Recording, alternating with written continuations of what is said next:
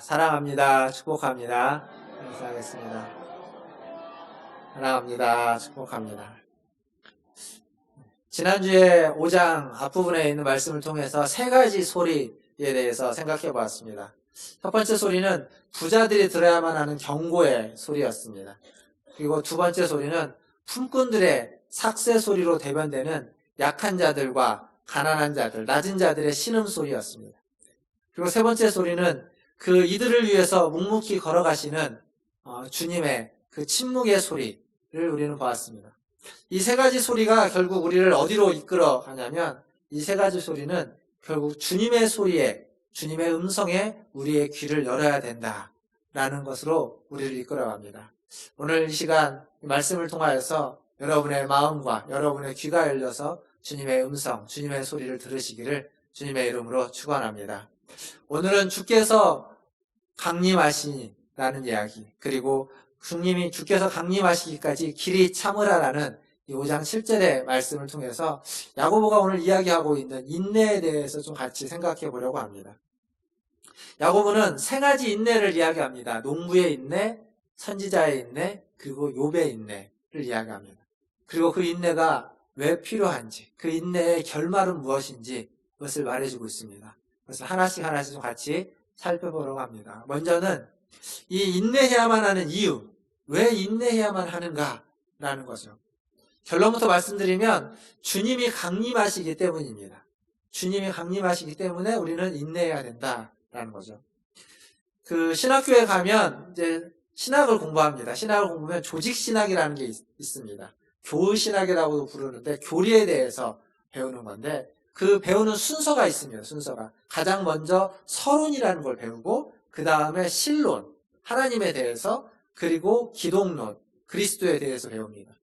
그리고 그 다음에 구원론에 대해서 배웁니다. 구원론은 다른 말로 성령론이라고 부르기도 합니다.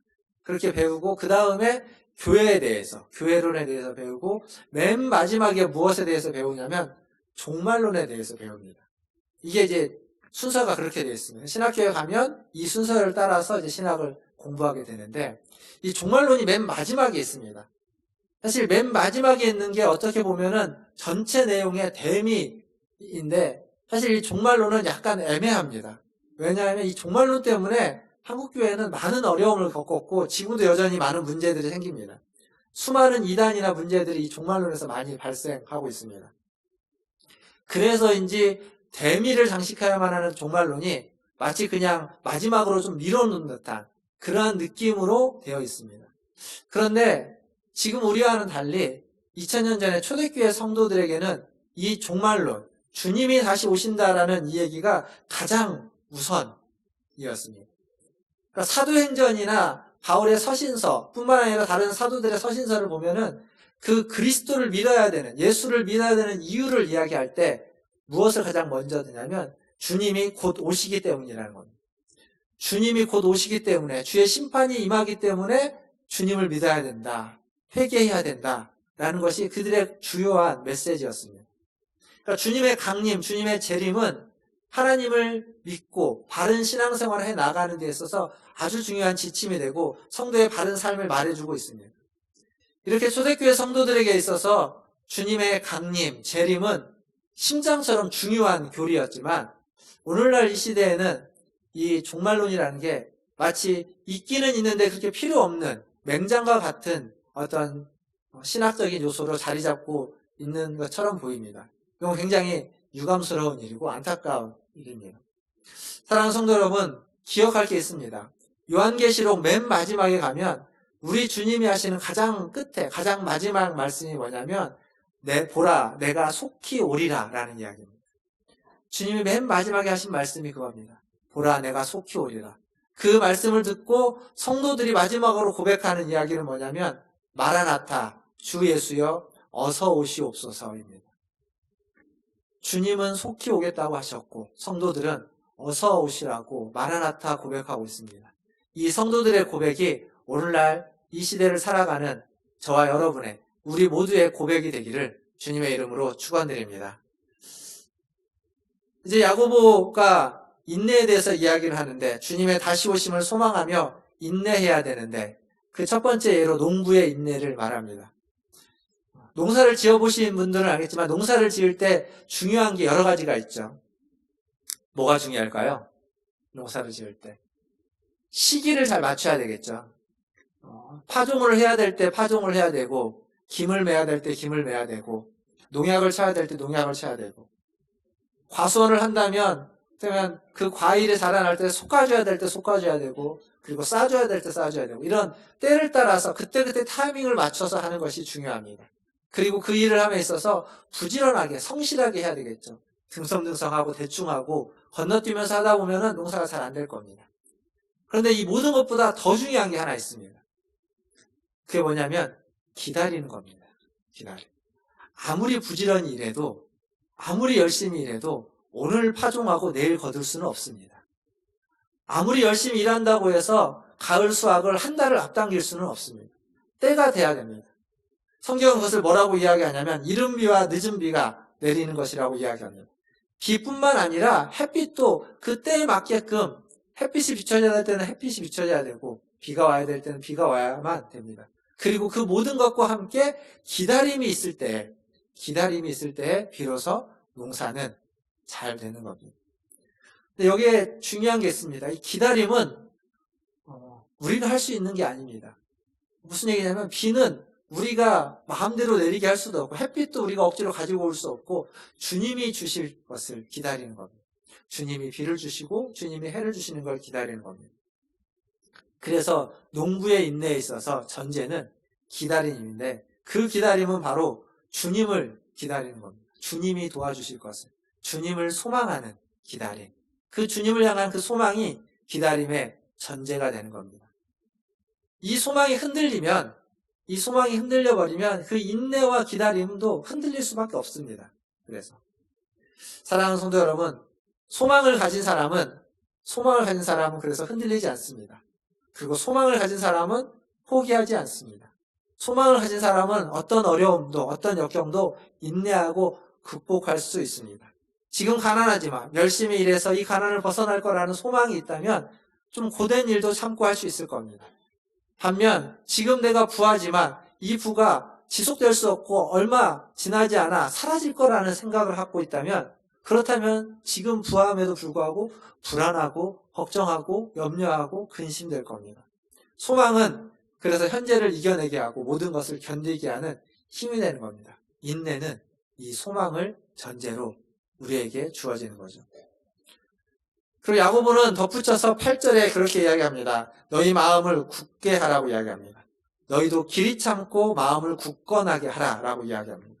마음을 굳건하게 하라는 말은 마음을 정하라는 겁니다. 두 마음을 품지 말고 하나로 정하라는 겁니다.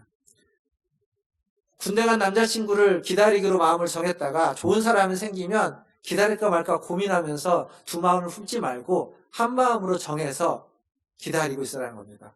왜요? 주께서 곧 오신다는 겁니다. 주의 강림이 가까웠다는 겁니다. 군대 간 남자친구가 조금 지나면 돌아온다는 겁니다. 그래서 마음을 흔들지 말고 두 마음을 품지 말고 마음을 정하라고 이야기하고 있습니다. 사랑하는 성도 여러분, 야고보의 말씀, 야고보의 말에 귀를 기울이십시오. 소망을 가지라고 이야기합니다. 주님의 강림이, 주님의 다시 오심이 가까웠다는 겁니다. 마음을 정하시고 마음을 굳게 하시고 인내하시라고 이야기하고 있습니다. 오늘 또 이 야고보의 이야기를 마음에 새겨서 소망을 가지고 마음을 굳게 해서 인내의 삶을 살아가시는 저와 여러분 되기를 주님의 이름으로 축원드립니다. 두 번째로 선지자의 인내입니다. 오늘 우리가 읽었던 본문 10절 말씀을 한번 같이 읽어보도록 하겠습니다. 야고보서 5장 10절 말씀을 함께 읽겠습니다. 시작.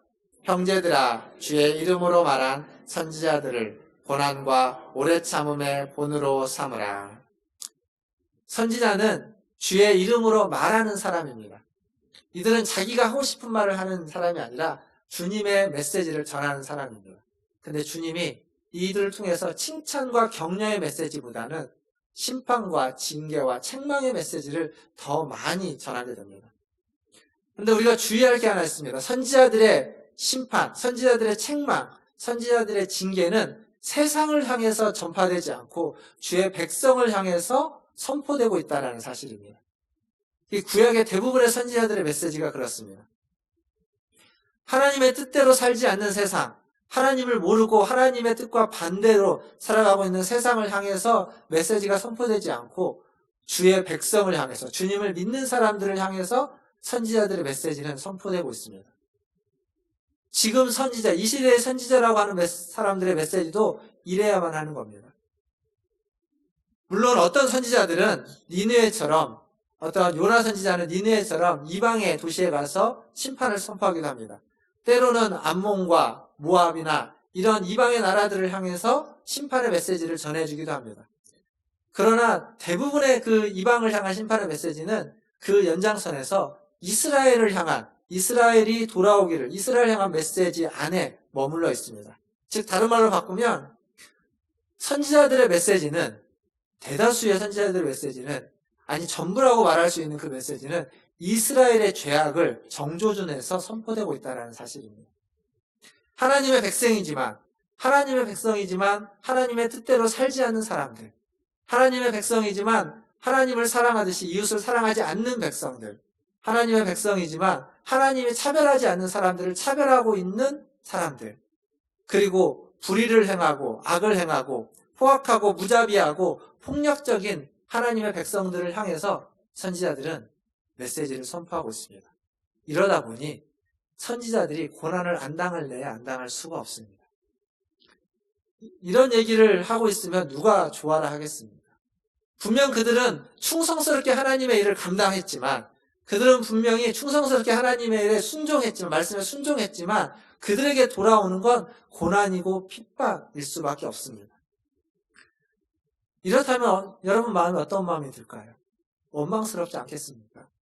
그냥 좋은 얘기만 하면은 서로가 좋은데, 서로 좋은데 왜 이렇게 안 좋은 소리를 하라고 하고 그걸 할 수밖에 없어서, 그 얘기를 했으면 사람들이 그걸 듣고 바뀌어서 변화돼서 좋은데 변화되지는 않고 고통만 당하고 핍박만 당하고 옳은 소리를 한 것 때문에 마음이 힘들다면 원망스러울 수밖에 없습니다. 다 원망스럽겠죠. 그 일을 시키신 하나님도 원망스럽고, 그렇게 자기를 핍박하는 동족들도 원망스럽고. 그래서 성경은 이야기합니다. 원망하지 말라고.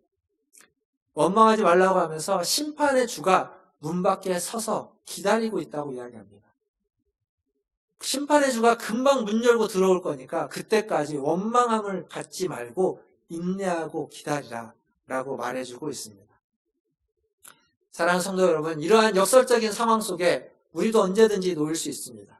옳은 일을 했고 바르게 살아왔지만 그것으로 인해서 고난을 당하고 어려움을 당하는, 그때 우리에게 필요한 것은 심판의 주가 문 밖에 서서 기다리고 있기에 그것을 감내하고 견뎌내는 겁니다. 원망하지 않고 미워하지 않고 분노하지 않고 견뎌내는 것, 그것이 바로 선지자들의 본을 삼고 인내하는 모습입니다. 그러한 참음이, 그러한 인내가 또한 저와 여러분에게 있기를 주님의 이름으로 축원합니다. 세 번째 인내는 욥의 인내입니다. 오늘 본문 11절 말씀을 한번 같이 읽어보겠습니다. 11절 말씀 함께 읽겠습니다. 보랴, 인내하는 자를 우리가 복되다 하나니 너희가 욥의 인내를 들었고 주께서 주신 결말을 보았거니와 주는 가장 자비하시고 긍휼히 여기시는 이시니라. 아멘. 욥은 그 시대에 가장 경건한 사람이었습니다. 성경은 뭐라고 말하냐면 욥은 순전하고 정직하여 악에서 떠나 있는 사람, 악을 떠난 사람이라고 이야기합니다. 거기에 욥은 부자이기도 합니다. 욥이 얼마만큼 부자냐면 양이 7,000마리가 있었고 약대가 3,000마리가 있었습니다. 소는 1,000마리가 있었습니다. 성경에 500결이라고 나오는데 한 결이가 2마리를 이야기하기 때문에 소가 1,000마리입니다. 거기에다가 암나귀가 500마리. 엄청난 가축을 가지고 있는 부자입니다.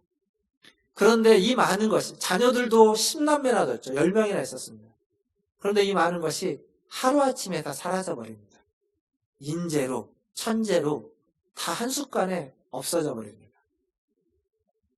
어떨까요? 그 심정이. 여러분이라면 그 상황에서 어떤 마음이 들겠습니까? 그 상황에서 사람은 소위 우리가 표현한다면 정말 미칠 것 같을 겁니다. 아니, 죽은 자녀들을 보면서 그 모든 것이 다 허망을 보면서 따라 죽고 싶은 마음. 그래서 욥의 아내가 욥에게 하나님을 원망하고 죽으라 라고 말했을지도 모릅니다. 어쩌면 그게 가장 지혜로운 선택처럼 보이는 순간입니다. 그런데 지금 야고보는 욥의 인내를 본받으라고 말하고 있습니다. 여기서 생각해 볼 건 욥이 무엇을 인내했을까요? 성경이 욥기를 보면 욥기에 욥의 인내에 대해서 이야기하고 있을까요? 한번 보겠습니다. 욥이 인내를 했는지. 아닙니다. 욥은 인내 말고 다른 걸 더 많이 했습니다. 욥기 7장 11절을 한번 같이 읽어보도록 하겠습니다. 자막이 준비되어 있는데요. 자막을 한번 같이 읽겠습니다. 욥기 7장 11절입니다. 함께 읽겠습니다. 그런즉 내가 내 입을 금하지 아니하고 내 영혼의 아픔 때문에 말하며 내 마음의 괴로움 때문에 불평하리이다. 욥은 불평했습니다. 불만이 가득했고 원망했습니다.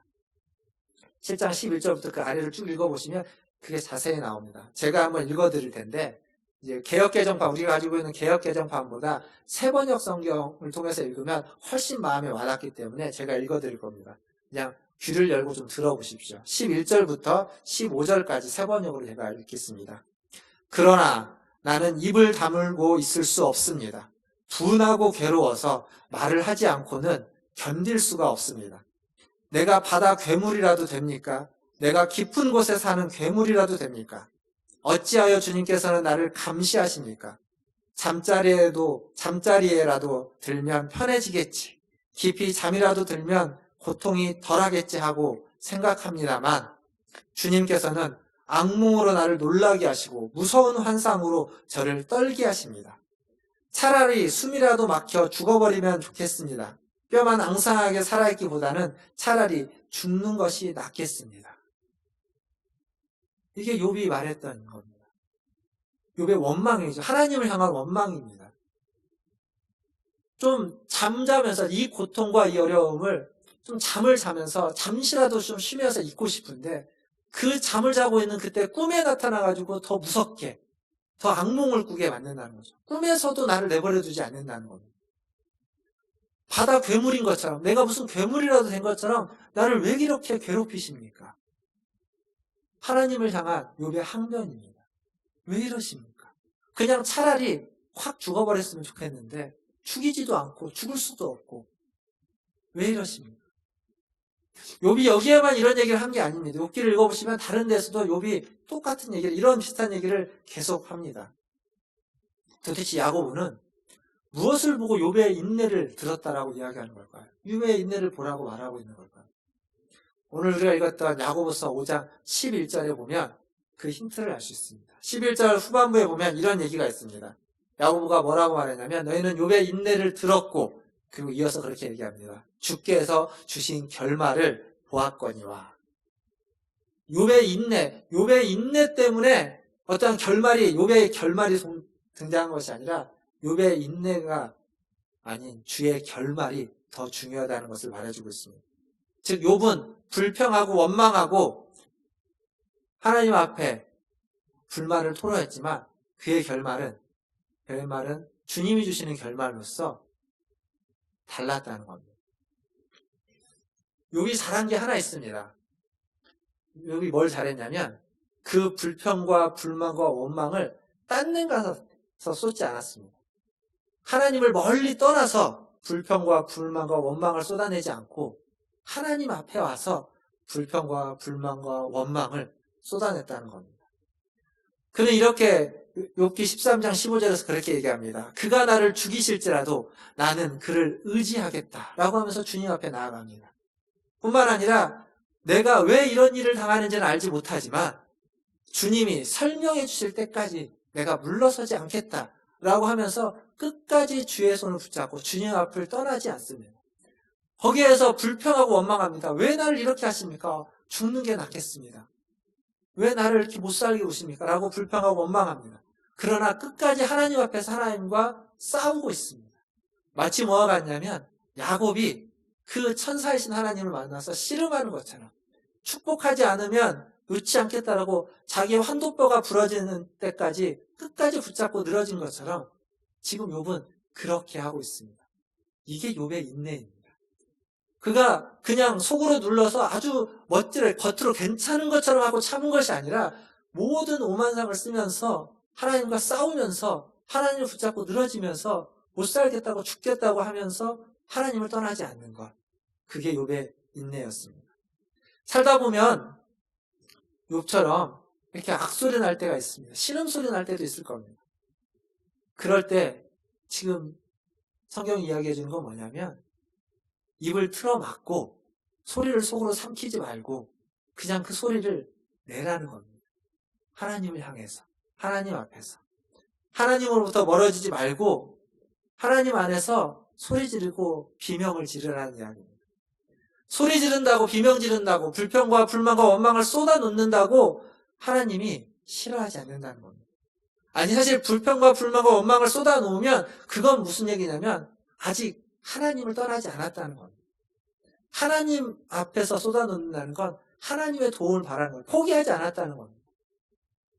하나님이 나에게 아무런 의미도 없고 아무런 능력도 없고 나와 아무런 관계도 없는 존재가 되어버리면 굳이 그분 앞에 와서 불평을 할 필요도 없고 원망을 할 필요도 없고 소리를 지를 필요도 없습니다. 그러나 하나님 앞에 와서 소리 지르고 불평하고 원망하고 외치고 있다는 건 아직 하나님을 포기하지 않았다는 겁니다. 그 얘기는 다른 말로 하면 하나님도 그런 사람을 포기하지 않을 거라는 이야기입니다. 말씀을 마무리해 나가겠습니다. 11절에 보면 욥의 인내를 말하면서 제가 주의 결말을 이야기했습니다. 그리고 그 결말을 주시는 주님을 11절 마지막은 뭐라고 이야기하냐면 가장 자비하시고 긍휼히 여기시는 분이다. 가장 자비로우시고 긍휼히 여기시는 분이다 라고 말해주고 있습니다.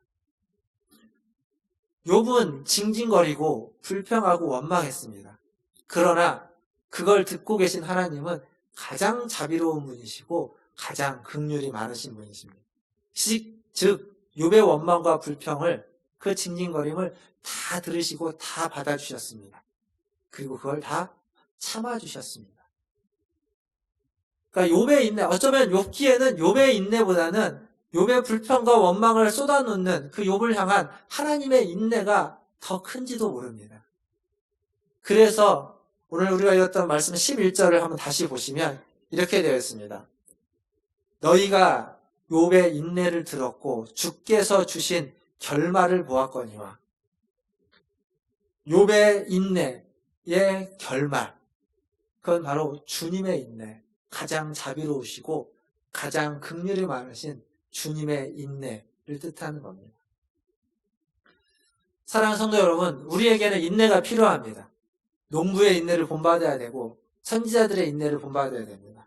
그리고 욥처럼 하나님 앞에서 원망하고 불평할지라도 하나님 앞에서 징징거리고 투덜댈지라도 그 하나님 앞을 떠나지 않는 하나님 앞에서 그렇게 하는 인내가 필요합니다. 그러나 그것보다 더 큰 인내가 우리에게 주어져 있습니다. 그건 뭐냐면 주님의 인내입니다. 우리의 인내만으로는 우리가 하나님의 나라에 온전히 가지 못할지도 모릅니다. 우리의 인내는 언제 꺼질지 모르고 넘어질지 모르고 언제 사라져버릴지도 모릅니다. 그러나 주님의 인내는 결코 넘어지지 않고 사라지지 않고 꺼지지 않습니다. 그리고 그 주님의 인내는 세상 끝날까지 저와 여러분과 함께 한다고 약속하고 있습니다. 그렇기에 주님의 그 인내하심이 있기에 우리가 그 주님의 인내를 통해서 우리에게 주어진 인내가 사라지지 않고 꼬꾸러지지 않고 끝까지 지속될 수 있는 겁니다. 인내의 결말은, 그래서 오늘 인내의 결말은 주님의 인내입니다. 주님의 인내. 이 주님의 인내가 저와 여러분에게 있습니다. 믿으십니까? 믿으시길 바랍니다. 우리와 항상 함께하는 주님의 인내. 우리가 원망하고 불평하고 하나님을 모른 척하는 그때에도 주님은 우리를 참고 기다려주시는 그 주님의 인내가 우리에게 있기에 우리가 그것을 안다면 우리가 주님의 다시 오심을, 그 주님을 소망하고 그 주님을 기다리면서 또한 우리도 함께 인내해 갈 수 있는 줄 믿습니다. 이 주님의 인내 안에서 주님의 다시 오심을 소망하며 오늘 또 살아가시는 저와 여러분 되기를 주님의 이름으로 축원드립니다. 기도하겠습니다.